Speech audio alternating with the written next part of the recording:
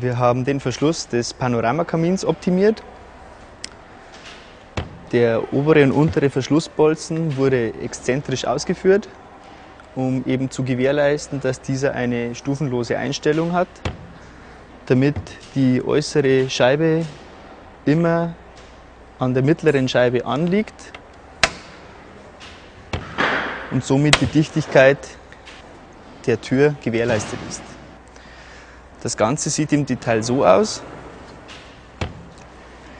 Sie sehen hier den Bolzen mit den exzentrisch liegenden Schraube. Wenn wir hier öffnen, sehen Sie, wie der Bolzen eingestellt werden kann. Und zum Verschließen einfach den Riegel über den Bolzen schnappen und die Türe ist geschlossen.